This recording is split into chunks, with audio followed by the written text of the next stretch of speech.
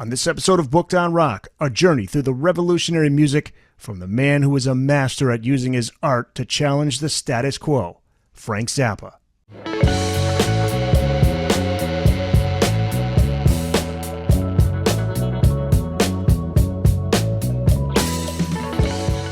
Hey everybody, welcome back to Booked on Rock.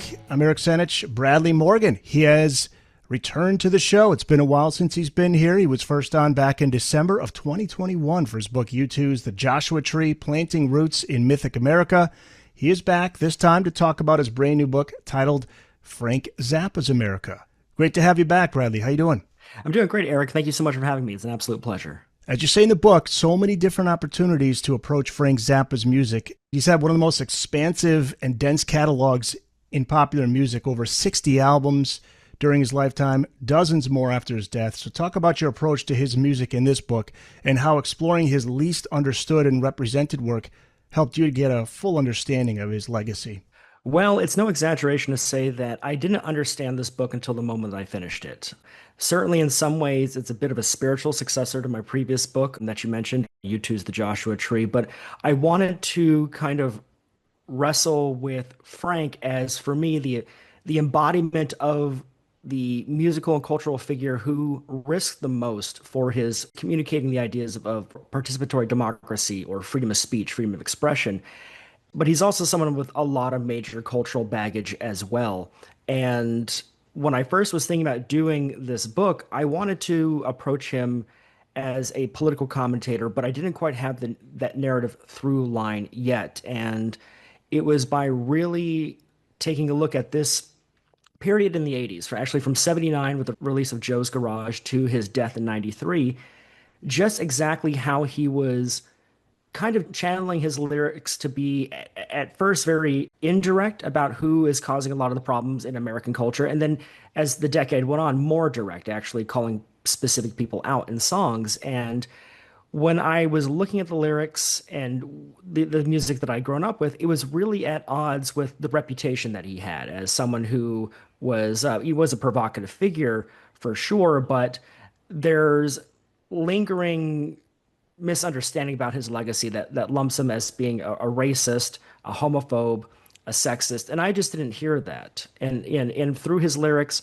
and his commentary throughout that decade, he really exemplified a very progressive ideal, I think, at the heart of his music. And that's really what I wanted to get at. And that was a journey I didn't understand until literally the book was done, because of just the sheer volume of the work that he has and all of that baggage, and that this very complex, iconic musical figure was just reduced to a few different pastiches of just his image. Great guitar player, provocative lyrics, freedom of speech advocate. But he was like so much more, and I wanted to hone in on that. Can you talk about the Freedom Wall and how it relates to this book?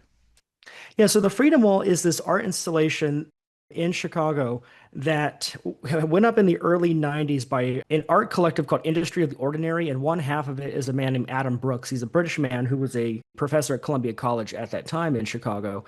And around the 92 election, there's a lot of rhetoric about, I remember it so well being 4 years old at that time, but around the 92 election, from what I've read and come to understand, is there was a lot of rhetoric around freedom and the concept of like fighting for freedom and what makes us free as Americans. This is very amorphous idea.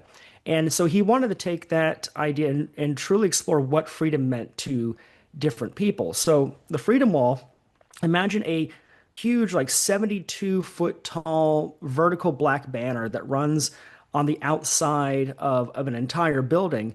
And there's just a list of names in white Helvetica font just going down throughout the entire thing. And these names were compiled through this process where Adam was reaching out to various people, either like directly over phone calls or at that time, early iterations of message boards or email, to ask people who are figures that represent the idea of freedom to you, whatever that may mean. And the list is based on the number of times those people were responded. Higher up the list, you have figures like George Washington, Jesus, the more universally accepted, maybe perhaps even a flawed figures, down to the lower bottom, figures that may not necessarily come up as often, but were very integral at that time. Elie Wiesel, Wilma Mankiller is on that list. Aung San Suu Kyi, who was won the Nobel Peace Prize around that time, but has since been ousted for committing a genocide in Burma after her house arrest. So it's meant to be at that time to capture this concept of freedom. And Frank Zappa is on that list. And what makes this kind of list bizarre is that it's just a list. There's no description of who these people are or why they're on there.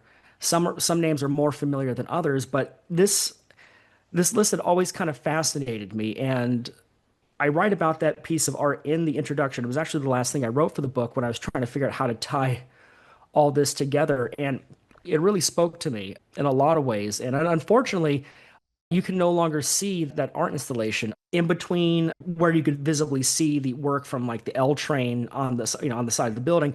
A parking structure has gone up in its place. Oh, That happened over COVID, so it's covering the entire piece. There's only like a few inches in between in the buildings, and part of it kind of sticks out for a bit. But I wish I had known about that because I probably would have added that detail in the book. But I got to meet the artist when I gave him a copy of this book to tell him how much that piece meant to me, and he'd show me some photographs of the construction going up, and I'd asked him, did he ever think about taking it down or preserving it? And he goes, well, it's hard to take down a 70-foot tall banner, and also it adds a depth of meaning to the piece, that here is a list of people who represent freedom in some way, but now it's being covered, and it's kind of like he sees it now as like an allegory to what's happening in the country right now. June 27th, 1966, the debut album by Frank Zappa's band Mothers of Invention was released. You call it an intrepid and uncompromisingly artistic debut album. You had, quote, he uses the album as a platform to mock American popular culture and the artificially pliable divisions in society that define and shape it. I want to ask you about the track, Who Are the Brain Police? Who's he referring to, and what did Frank have to say about the song when asked about it?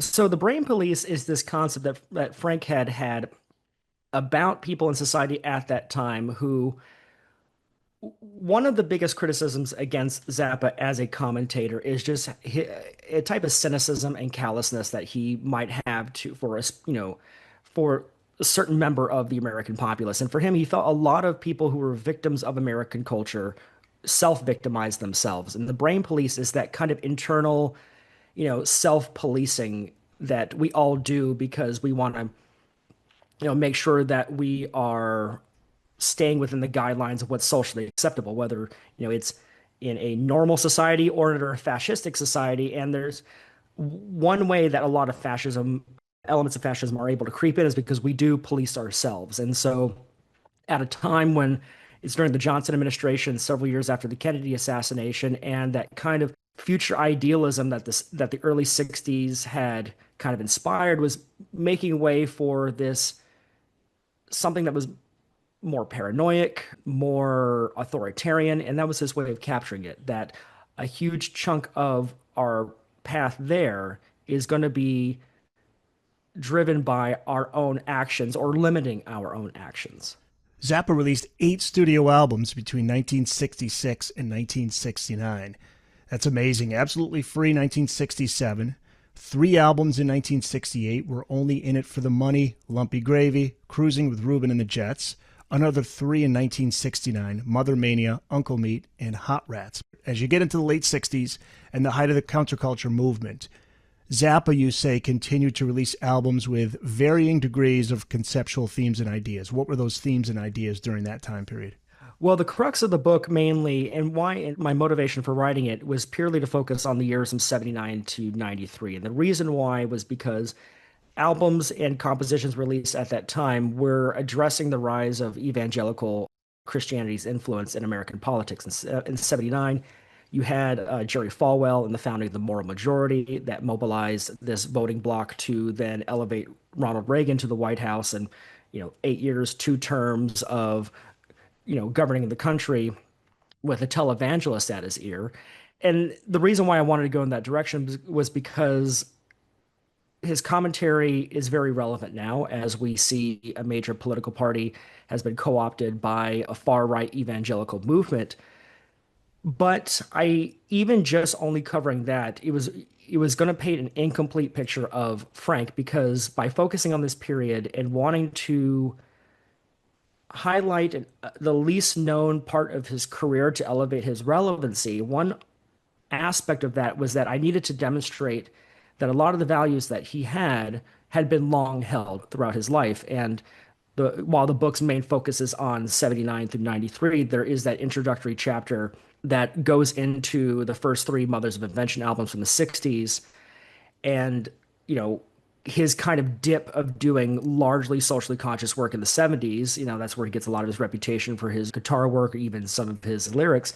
But those first three albums are really trying to address a conservative counter-revolution that was the predecessor to what we see in the late 70s with Falwell and the rise of Reagan. And this one was very much that kind of resistance to Johnson's Great Society, a lot of the values that Kennedy had proposed, and that kind of propelled progressive liberal ideas in America.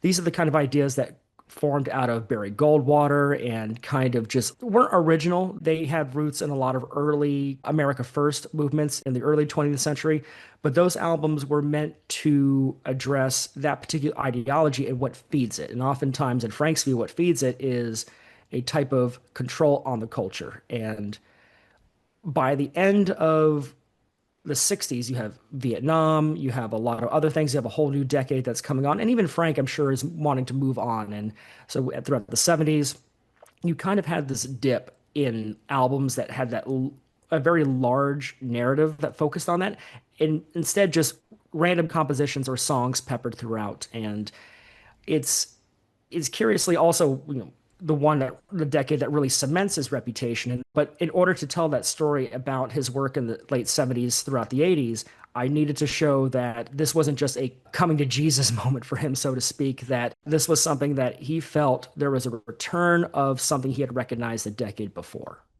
And he was very active in the 70s, if my math is correct, 21 studio albums.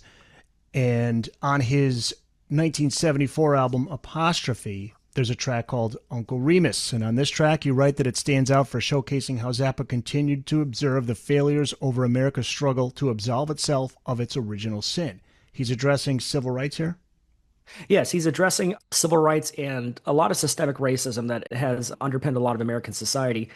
That track, Uncle Remus, in 74, I want to rewind it back because in 66, on the first Mother's album, Freak Out, there's the track Trouble Every Day, which is a kind of response to the media's handling of the Watts riots and what happened. And for those who may not be familiar with what happened, was that there were a couple of black men in the Watts neighborhood who were beaten by police, and it had escalated to a very large situation that involved millions of dollars in damage, a lot of injuries, a couple deaths, and it was a major turning point in that movement. And it caused a lot of trauma, not only just that community, but in the song, Zappa's recognition that there's a particular type of American, specifically a white American, who may see the media's handling of this and find doubt in progressive ideas or progressive policies that are meant to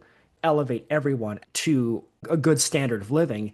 And we kind of, see that we've kind of seen that now over the last couple of years. I write about in the book how the Black Lives Matter protests and the protests surrounding the murder of George Floyd kind of inspired the same kind of reaction. Like, well, look at these terrible liberal cities that are burning down. We can't have that. And that's the attitude that's being adopted by people who aren't there, who are only seeing a particular one-sided view in the media. That was in 66. And then with Uncle Remus, the lyrics were written by Zappa, but the music was written by George Duke, who was a very influential and amazing black keyboardist who was in Zappa's touring band at that time. And it's a song that recognizes, albeit from Zappa's perspective as a white man, the particular failures of the civil rights movement, kind of eschewing real progress for capitalism, for fashion, for commodities. And it's a very striking song and somber in some ways. And it ends with just Zappa going to, a rich person's house and knocking the lawn jockeys off the lawn as this symbol of this kind of ugliness in America's past. And that's one of his more well-known tracks, certainly one of his more well-known tracks in the 70s, but it's one that stands out that kind of highlights a social consciousness in his thinking and in his lyrics that I think has really been overlooked. Zappa railed against the media throughout his career. And there's a song released as a single in 1973. It's from his album Overnight Sensation, I'm the Slime. Talk about the song and the clues that he drops at the open. Well, so it's a song where lyrically Zappa is trying to play a guessing game with the listener. You know, he says things like, I'm gross and I'm perverted, I'm obsessed and deranged. And by this time, Zappa kind of had earned a bit of a reputation with some people as being this kind of weird, gross out guy. So you might think that he's talking about himself. But what he's ultimately talking about is the media that we consume at that time on our television sets that really, in his mind, played an influential role in how people think and go about their lives. And you are what you watch in essence. And I think that's a very it was something that really stuck in his craw for a long time because there was a lot of other songs that he kept recording that specifically addressed how media as an institution, as a cultural institution arm of society, of government, can be used as propaganda or to influence a particular way of thinking. And for him at that time in the 70s, it was to address mass consumerism, mass commercialization, this weakening of American culture and infrastructure. Not quite yet. There are some lyrics about the role that government plays in media, but he hadn't quite robustly developed that more thoroughly until later on. As the 70s make way to the 80s and you have the arrival of MTV and the impact that had on radio airplay, as well as the deregulation of the Telecommunications Act that oversaw consolidation of media companies and the lessening of diverse voices in media. He approaches sex with humor in some songs. Others, he broaches the topic in difficult and uncomfortable ways. Can you talk about that? Oh yeah, sometimes some of the songs when he does approach sex, there is a type of commentary that is there. Certainly when the arrival of MTV happened and you had music videos that in his mind exploited women, or if you think about the 80s hair metal videos and how women were dressed, and he really didn't like that. So he did write some songs that kind of addressed that music video culture. One of them is sex, and it makes fun of a lot of those tropes. There's also other songs that touch upon that, but in more uncomfortable ways, such as he has a track called "He's So Gay" from the album Thingfish, and it was issued as a single, and the whole song is kind of makes fun of a gay character at the center of it, who is, in Zappa's mind, creating this homosexual character in order to be seen as viable in music video culture. And even at the end of the song, it ends with a reference to the culture clubs, "Do You Really Want to Hurt Me?" That Zappa saying, well, the only way to get your music played on MTV is to dress really gay and do this. And that's a very, I'm sure at that time, a very outdated idea. And he was a complex man in that regard in trying to balance some of those bad ideas, but it didn't come from a bad place. And that was really at the heart. What I found in a lot of his lyrics is that even if what he was communicating was abrasive or not the most politically correct, that at the heart, there wasn't a meanness in what he was trying to say. And that can sometimes be very hard to get from his music because it is so layered and a lot of humor and a lot of in jokes and references, but also I can understand why someone would not want to listen to that and have to go through so many recordings. But it was necessary for me to address those instances where Zappa failed as a commentator in order to highlight where he succeeded. How did he handle criticism from the media? Oh, not well. I mean, he hated journalists a lot, and he addressed that, and sometimes even directly in his music. Packard Goose from Joe's Garage, which Joe's Garage is a rock opera about a world where music is criminalized systemically through the Constitution. And he had written that album as a response to the Iranian Revolution and the Ayatollah banning music. And there's a track on there called Packard Goose, which the main character, Joe, who is trying to survive, who's a musician trying to survive in this world that where music is being made illegal, that he sees music journalists as government whores. And there's even lyrics that I write about in the book where he states that they fellate their masters for shekels. And that's a really hard line to accept, and it was one I had to criticize because the media is something that for a lot of conspiracy theorists, is derided as being controlled by Jews, and that's a very dangerous stereotype. And it's worth not only addressing in his music in that song on itself, but in that year in '79, he also released the song Jewish Princess from the album Shake Your Booty, which was under fire by the Anti-Defamation League for being anti-Semitic. And those are the type of moments where his commentary on media is somehow blurring with his own personal grievances as an artist, as a person, and sometimes does not come out well. Disco became so much part of pop culture as the decade moved into the second half, and while some artists embraced it, Zappa critiqued it. Talk about that and the musical caricatures that he explores, like on the song Dancin' Fool. Oh yeah, he had several songs that were meant to address disco as a cultural nuisance, as this type of fad that was overtaking, I guess, what he more saw as serious music. Because for him, he was seeing the culture of disco as being filled with the same kind of vapid, self-absorbed people that he was criticizing in the hippie culture with the Mothers of Invention in the '60s. That this is how they had just moved on from being hippies to being dancing in the discos to eventually in the '80s becoming the yuppies. To him, it was all the same. I do have to say that as someone who lives in Chicago and is very well versed in disco demolition, that and I don't go this into the book, but it's worth noting that at that time, a lot of criticism against disco was a critical response to gay and black subculture. Because certainly by the time, because disco had been around for a couple years at that time in the underground with artists such as Grace Jones.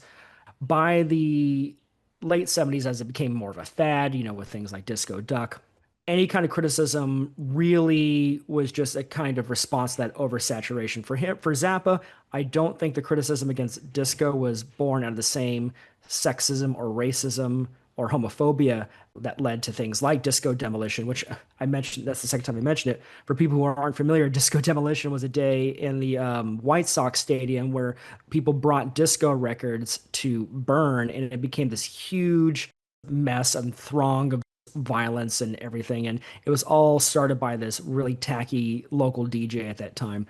But for Zappa specifically, on songs like Dancing Fool and Disco Boy, it's addressing the people who make up that culture at the time that became a fad, this vapid nature of it.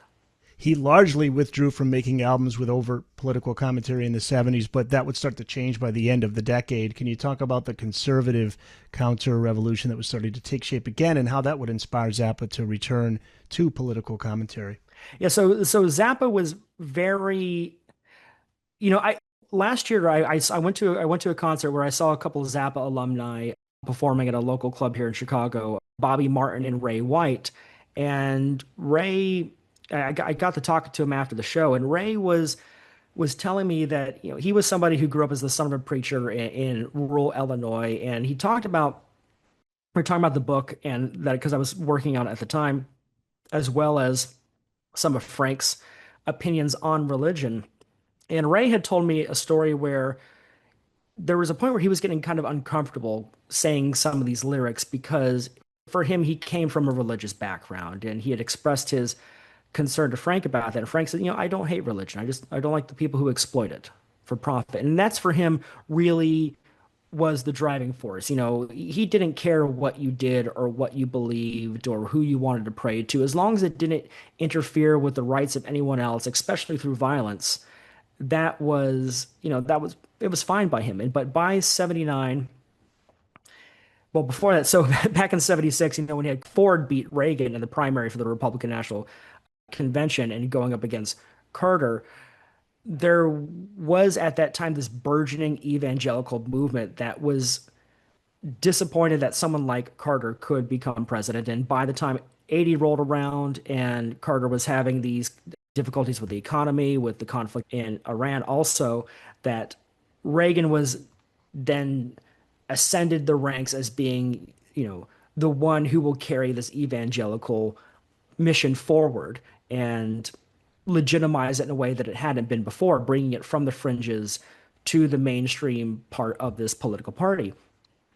And for him, that was incredibly dangerous because the people who were leading this were televangelists, were people who, like Jerry Falwell, Pat Robertson, Jimmy Swaggart, who were building media empires that were exploiting financially people who had real deep fears and concerns, who were looking for answers. And for them, it was to send money to some guy on TV. And that really, really bothered him. And especially as their chosen candidate was so successful in the presidency. And so as he was seeing this and as he was seeing what was happening in Iran, he saw ways in which systematically America could become this fascist theocracy like he was witnessing.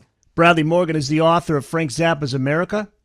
Zappa, he took his shots at pop culture in the 80s and found himself on the pop charts with a top 40 single, Valley Girl, in 1983. His daughter, Moon Unit, sings lead vocals, and he's addressing the vapidness of youth culture. And I wonder what Frank was thinking if he were to see teenagers dancing to this song at clubs. Do you think he found pleasure in the fact that the very people he's taking shots at are loving this song, having no idea that really they're the punchline of the joke? Well, Frank was somebody who really, from my impression, and I can't speak for him because he has been dead for over 30 years, and I do make it a point in my book to not speak for him or not to hypothesize on what he would think. But my impression of him, in terms of how he viewed his music and the culture and his legacy, he was very dismissive of it. He goes, I'm just going to make music, it's going to be here and it's going to be gone. But last night I was at, I mentioned the show I was at last year with Ray White and Bobby Martin. They came again last night at the same club. And it was just, in both times when I saw them last year and this year, they had a music school that was opened up for them that involved middle schools and teenagers all performing Zappa's music. And just, this like craziest like 10-year-old kid just shredding on the guitar. And it just was really fascinating and doing a lot of deep cuts. And it really, that was a moment where I did think, I think he would absolutely love to see, the youth taking on his music and really giving it the serious consideration that it deserved. Now, with something like Valley Girl, the success of that as a pop single became a way for him to continue financing, doing the more serious music that he wanted to do. I think part of him was a little bit bothered that his biggest hit was kind of considered to be a novelty song, and even part of his legacy with a lot of even serious music critics, they still see him as just a novelty artist. Part of the reason why I wrote that book is to push against that. I don't think he was a novelty artist. I think he was a very sincere man in his work. But that song is also a bit complicated as well because his daughter Moon had released her memoir, Earth to Moon, last summer at the time when I was copy editing this book. And in that, she tells the story about how that song came together, and she did this impression of just other students that she went to school with, and she was desperately trying to get the attention of her father, who worked a lot, who he toured a lot, was gone many months out of the year, and when he was home, he was in his studio just working. He was the boomer absent father that you could have found in any kind of other industry. He could have been a VP in an insurance company going back to his study and nursing, a couple of highballs on his own, after work. And that's unfortunate, but she tells the story about how that song came together, and he had already kind of had this backing track made, and he said, just come into the studio and just go off. And she did it in just like a take or two, and he had a lot of fun with it. And it was a very special moment for her, a bit of a sad moment as well, because it's one of the very few times that she could connect with her father. And the song then became this cultural juggernaut, but also a major burden for her as well. I think with that song, I think any commentary, a lot of it really goes to Moon in that regard. He wasn't afraid to tackle difficult subjects. We know that. Sensitive subjects, too. There was his 1984 album, Thingfish, and this was his response to Ronald Reagan's mishandling of the AIDS epidemic. You say this is a much maligned entry in his catalog. Why is that, and what are your thoughts on this album? So I wrote this book out of order because, as I mentioned, I wasn't sure I understood it until it was finished. And how I started was I identified all the recordings and all the albums that had some kind of political commentary. And Thingfish is a difficult record. He had plans for a Broadway show, and this album is kind of the original Broadway cast recording of that. It never got made. And so the story goes that there's a part-time theater critic who works with the government to create a potion that is designed to kill gay and black people. And part of that is because those people are threats to white hegemony, but they're also specific threats to Broadway. And this theater critic who wants to keep, as he says in the lyrics, queers and natives out of Broadway and just keep it just white. And so to test this potion, they put it in the mashed potatoes at San Quentin, and it kills off a lot of gay inmates. It kills off a lot of black inmates, but also turns some inmates into these potato-headed, duck-lipped creatures. And there's a train wreck of a story that follows out of that. But as you mentioned, it was a response to Reagan's handling of the AIDS crisis. And Zappa had a particularly conspiratorial view of the AIDS crisis. He was open to the idea that it was manufactured to hurt black and gay people, the people who could be voting in elections, and wasn't really buying into official stories that it had found its way over from a sub-Saharan primate. And his basis for that, historically, was he used the album and the AIDS crisis to connect to the Tuskegee syphilis study that happened just a few decades earlier, which, for listeners who may not be familiar, Tuskegee University had invited a lot of black men, typically poor, typically sharecroppers, to do studies where many of them were infected with syphilis. And the idea was to see how syphilis would have impacted them. And these men had no idea that they were going to be infected with syphilis. They thought they were being treated for a variety of different diseases, one being just a general term called bad blood. And that went on for several decades until a journalist had found out about it and the study was shut down. And so for Zappa, America had already proven how it will treat its most marginalized communities. And so now you have this disease that's supposedly only targeting certain populations. For him, there was a lot of skepticism on just the validity of the official reports that were coming in. And it's a difficult work because not only of the subject matter, and it's also just a confusing story. Like there's a lot of exposition that you have to go in with a lot of knowledge to even know that's what it's about. It's not very clear that's a response to the AIDS crisis because it's just this evil prince is putting this potion in mashed potatoes. But the main character, who was played by Ike Willis, a black man who was in Zappa's band at that time, the main character, the Thingfish, is essentially the Kingfish character from Amos and Andy, and he speaks in that very stereotypical slave dialect throughout the entire piece. And it's a whole album that really takes the tropes of American racism and turns it up to 11 to highlight the absurdity of it and how that absurdity still kind of infiltrates our society now.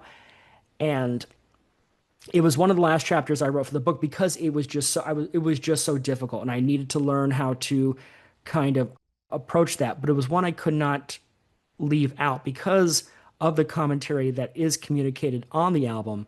If I had left it out, I felt like I would have been whitewashing Zappa's legacy. It gave me an opportunity to kind of say, there is something he's trying to accomplish here. It may not be successful, but it's not rooted in racism or these other factors that are contributing to systemic racism. There's something here that he's trying to communicate, even if it may be wrong, even if it may be difficult.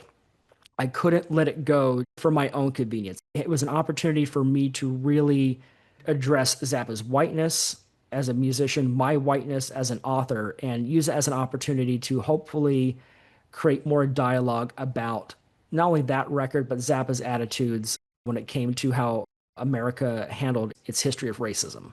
Chapter 5, titled Porn Wars, the clips of Zappa defending the arts, especially rock and roll artists. I always love his appearance on CNN's Crossfire in 1986, his classic. The PMRC, talk about the Parents Music Resource Center. What was their mission and how did Frank Zappa respond? So the Parents Music Resource Center were a collection of the wives of affluent leaders in Washington. They were the wives of senators, of congressmen, of business leaders who were having issues with the MTV generation's exposure to sex and things that they felt were inappropriate for children. Tipper Gore has written about how she came in on her daughter listening to "Darling Nikki" by Prince and was very disturbed by the lyrics mentioning masturbating with a magazine. And so they had took their Christmas card list and just collectively put it together to create this mailing list of people they could contact who might be sympathetic to their goals in limiting the access that children could have to content that they deemed to be not acceptable. And they kind of positioned themselves to say, well, we want to have a rating system for music that, movies have. If movies have ratings, why can't music have ratings? But there's a lot of issue with that. First, there's the commercial response that as albums were being targeted for potential labeling, there were threats to companies that sold those albums. There's a report that I talk about in the book how Camelot Music had received a letter from the owner of the mall that they were in that if you sell these records, we're going to cut your lease. So there was that impact that it had on the commercial aspect, but also on the artistic aspect was that it created a freezing effect for artists and the ideas that they wanted to communicate. And Frank, in his testimony, says, effectively that, an actor is not judged really by the role that they take. No one think that someone that they're seeing on the movie screen, they're not thinking that's that person. But when they're listening to the album, there's kind of a different thing that's happening. We tend to think that the person singing to us is somehow endorsing certain ideas or they're saying that what they believe. There's not a lot of room for irony in that or a kind of allegory in that. So Zappa's response to this was to address potential censorship issues with the impact that could have on artists, which has been the largest aspect of his legacy regarding the PMRC. But he was also very clever in how he communicated the business element of this, because what the PMRC was doing and how they were able to accelerate so quickly with their mission was that they talked about all the sex and all the bad content in the music, but they wanted to wrap this legislation in a tax bill that was going to put a tax on blank tapes that the music industry wanted as a mitigation effort to fight piracy. That was a huge deal in the 80s.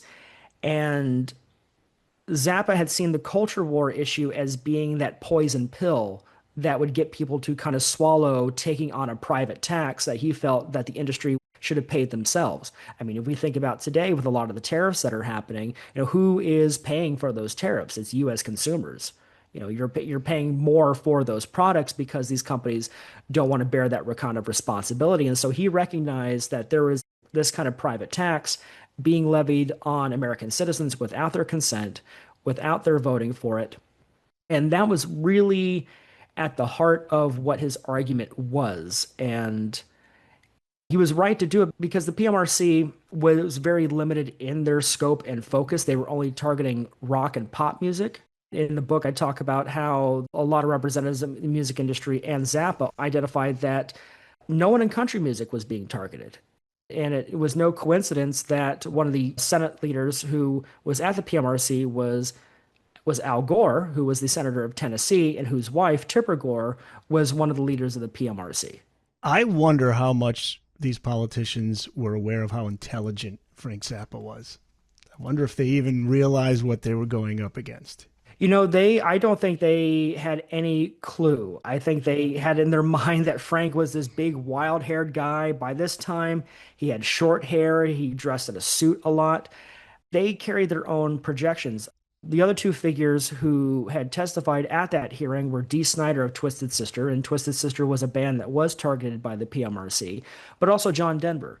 And I had read quotes from Dee Snider that him and Frank weren't sure where John was going to be on this issue.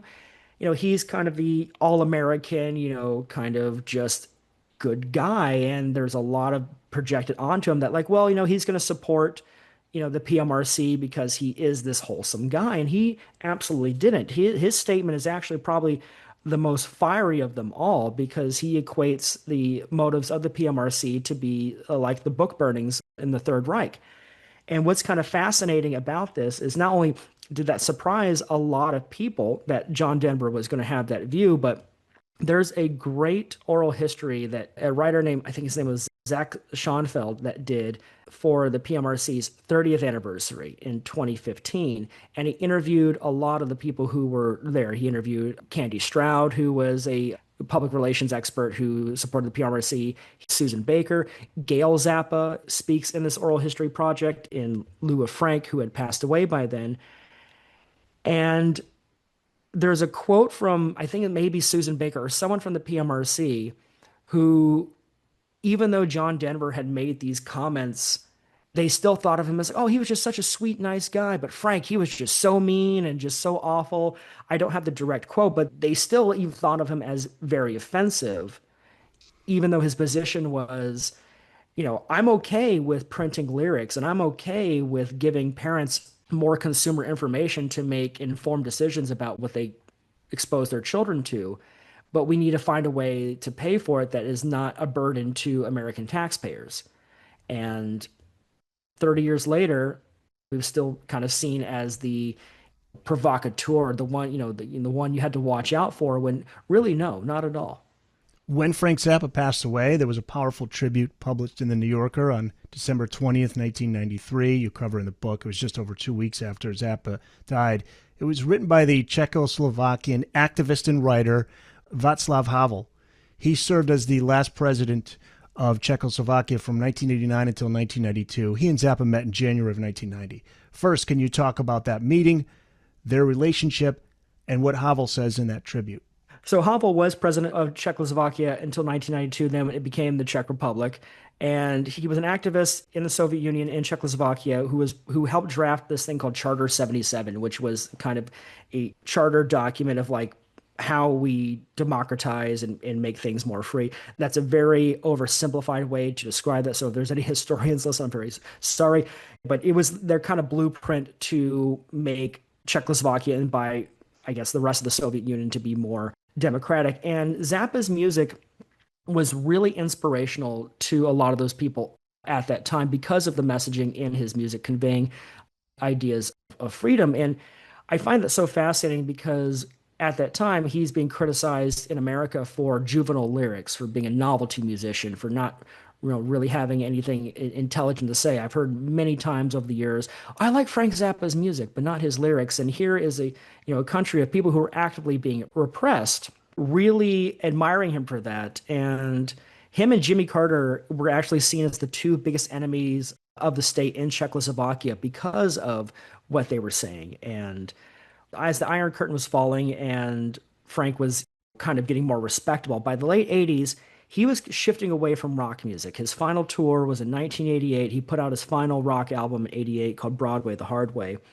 While shifting away from that, he's getting very interested in politics, having come on the heels of the PMRC, and he's touring around Eastern Europe and the Soviet Union doing interviews on financial matters. He was in talks to have a talk show for the Financial News Network, and he had met Havel as kind of an effort in that. And he found that when he did visit Czechoslovakia, and there's great footage of it in the Alex Winter documentary, where he arrives and there's 5,000 people at the airport and they're all just cheering for him. And he never had that kind of welcome by any other audience. And it really had an effect on him. And just to be in an environment where you're appreciated, of course, you're going to want to try to be involved. And so He had meetings with Havel and another of Havel's administration to be kind of a cultural emissary to talk about, not only how you can stimulate economic development in Czechoslovakia, but how can this economic development also elevate the culture. He was all on board to do that until Secretary of State James Baker III, whose wife Susan was on the PMRC, sent a letter saying, no, can't have Zappa do this. There will be consequences. I don't know exactly what that letter said or what exactly was communicated, but they dropped the idea of Zappa being a cultural emissary for Czechoslovakia. But when he did die of pancreatic cancer, Havel did write this beautiful obituary about just how much of a hero Frank was to so many in Czechoslovakia and how important he was in that transition in maintaining dignity for people who are looking to have the same freedoms and rights that a lot of Americans were taking for granted back home. Europe would play a significant role in Zappa's life after the collapse of the Soviet Union, and it culminated in the last album he released while he was alive, which is 1993's The Yellow Shark, an album of orchestral music. Two tracks that you say stand out as distinctly stark and bleak statements about the United States and the direction in which Zappa believed the country was heading. What are those two songs? So the Yellow Shark was a series of concerts that he did in Europe in his final 2 years. I mean, he knew he was going to die and he worked diligently. It was an opportunity for him to hear the music that he made the way he had intended it for audiences who would absolutely respect it. And these concerts were held in Berlin, Vienna, and then one more, three European countries. I'm sorry, I blanked out on what those cities were.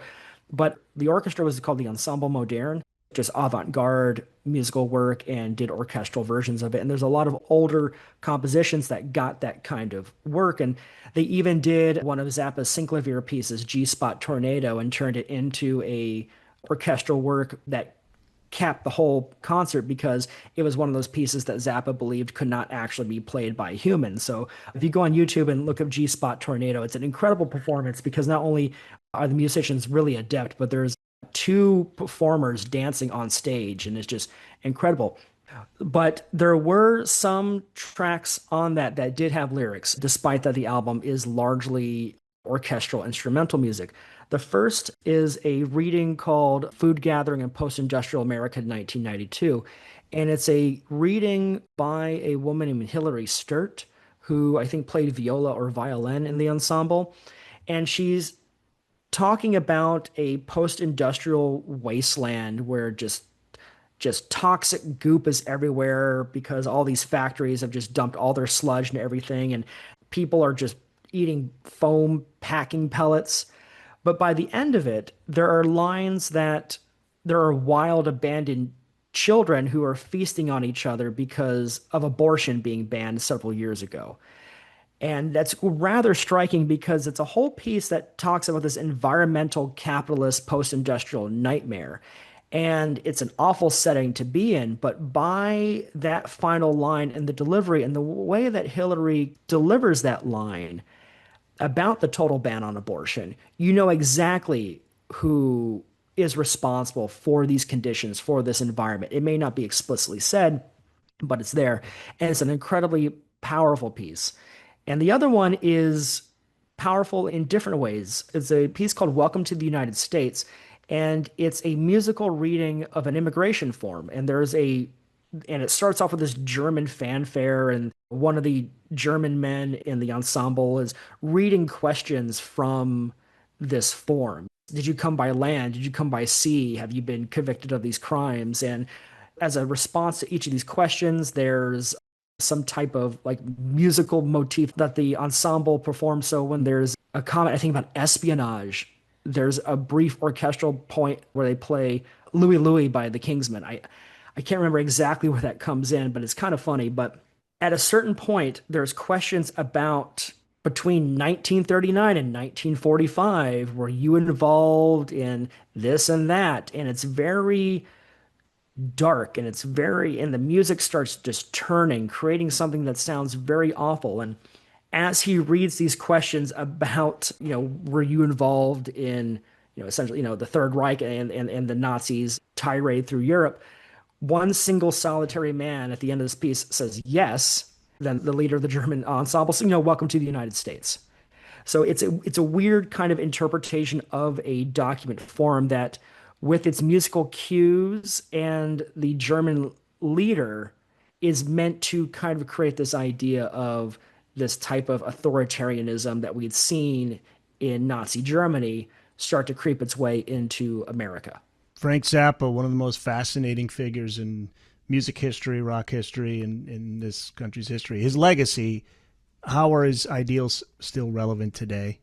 Well, so a lot of what he was addressing and what my book does is to talk about how he saw the rise of white Christian nationalism in our politics. And since his death in 93, I mean, we do see a major political party having largely adopted that in their platform, and that the barriers are breaking down. I just saw on the news today that, I don't know if it's the Supreme Court, some court is ruling that churches can be able to make political demonstrations and endorse political candidates. And this is something that for 7 decades was, against the law, because that would be a violation of their tax exempt status. But now we have an administration and people in these various departments say, you know what, it's okay. Yeah, we don't have to have that anymore. And you see that increasingly more and more, these policies and these actions that are being driven by a type of evangelical Christianity that is specifically meant to elevate non-white and non-male people. And when I looked at Zappa's lyrics in the 80s, I saw that exact same kind of commentary. There's a great track from Broadway the Hard Way called Jesus Thinks You're a Jerk that I think is his masterpiece. And this is 1988. And there's lines that go, with a Ku Klux moo in the back of a truck, if you ain't born again, they're going to mess you up, screaming, no abortion, no siree, life's too precious, can't you see? Well, what's that hanging in a neighbor's tree? Well, it looks like colored folks to me. And for over 40 years, he was saying that these people who are gaining more and more power, it's going to be at the expense of these marginalized groups. And to me, that is where I had this realization that Zappa was a very progressive minded figure, and was not this conservative that, just because he has like one clip on, Crossfire where he says, well, I'm a conservative. You may not believe that. His values were at odds with conservative ideology at that time, and especially would be now. And there's so much more to explore about this topic in your book, Frank Zappa's America, which is out now. And you can find it wherever books are sold. You could also look for it at your nearest bookstore, bookdownrock.com. You could find your nearest independent bookstore. And where can people find you online, Bradley? I'm on Blue Sky. I think it's at Bradley Morgan. I also have a Instagram where sometimes I post stuff there for the book, but mainly a lot of my author stuff is on Blue Sky. I also have my website, bradley-morgan.com. And yeah. The book's been out since June 2nd. What type of response have you gotten? What I have seen has been positive. I've been very curious about what the Zappa fan community is going to say, because I had some issues with them even while writing the book, that while there's a large majority of Zappa fans who recognize a lot of the characteristics that I identify in the book, there's still that, like every fandom, there's still that kind of purist subset that says that, well, we disagree with this for whatever type of reason they may be projecting. And when I was writing the book, I went to a couple forums, and I'd asked if there was any writings about Zappa from women or people of color, because I wanted to try to get as much of a non-white and non-male perspective into this book as I possibly could. And there were a lot of people who were helpful, like, oh, there's people who worked with him or played in his band. You can see clips. I wanted something that was very critical or analytical, but I did have people kind of chime in and going, why? Why do you need that for, huh? Blah, blah, blah. Did you know he was conservative? Taking labels out of context to project what they feel, but it's inaccurate. Bradley Morgan, thank you so much for another amazing book. Now, people got to get this book and your book on you too, which is another fascinating read. Thank you so much for being on, and look forward to having you back on. Thank you, Eric. It's been a pleasure.